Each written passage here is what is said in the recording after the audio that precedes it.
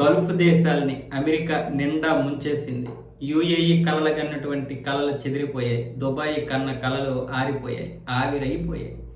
ఇప్పుడు దుబాయ్ కేవలం పర్యాటక రంగంగా మాత్రమే కాదు, మొత్తం స్టాక్ అంతా కూడా కుదేలైపోయింది. ఒకవైపు యూఏఈలో ఉన్నటువంటి దుబాయ్, మరొక వైపు ఏమొచ్చేసి జార్డాన్, అన్నీ కూడా నాశనం అయిపోయాయి.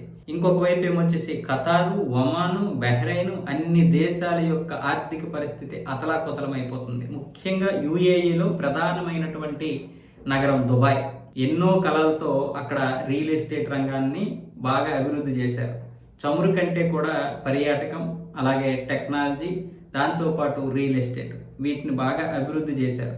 ఏ రోజుకైనా సరే పెట్రోల్ డాలర్కి కాలం చెల్లిపోద్ది కాబట్టి ఇక చమురు కంటే కూడా ముఖ్యంగా వీటి మీదే మనం ఆధారపడాలని, ఈలోగా ఇల్లు చక్కదిద్దుకోవాలని, అంటే రాబోయే మరో 3-4 దశాబ్దాల్లో పూర్తిగా పెట్రోల్ అవసరం లేకపోయినా చాలా వరకు తగ్గిపోయే అవకాశాలు ఉంటాయి. దగ్గర 70% తగ్గిపోయే అవకాశాలు ఉన్నాయి. ఏదో ఈ లోడ్లు లాగేటటువంటి లారీలకి తప్ప, మిగతా బాగా ఈ గూడ్స్కి తప్ప పెద్దగా పెట్రోల్ అవసరం లేకుండా అన్ని దేశాలు కూడా గ్రీన్ ఎనర్జీ వైపు వెళ్తున్నాయి.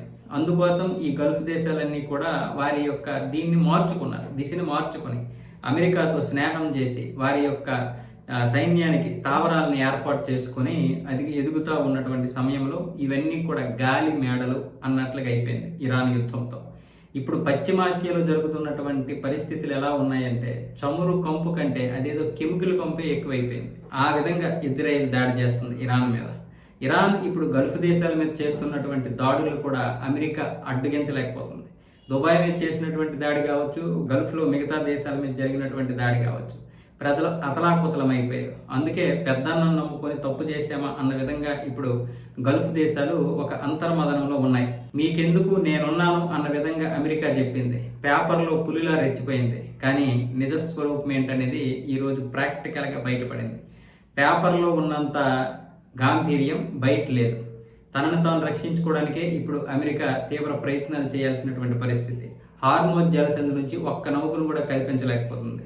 అలాగే గల్ఫ్ దేశాల నుంచి ఒక్క క్షిపణిని కూడా ఆపలేకపోతుంది.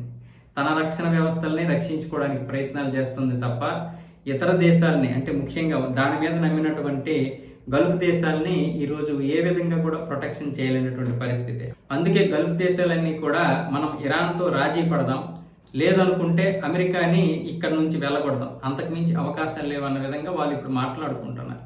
మరి ఆ నిర్ణయం బయటికి ఎప్పటి వరకు వస్తుందో తెలియదు, కానీ లోపల మాత్రం అంతర్మదనం చాలా ఎక్కువగానే ఉంది.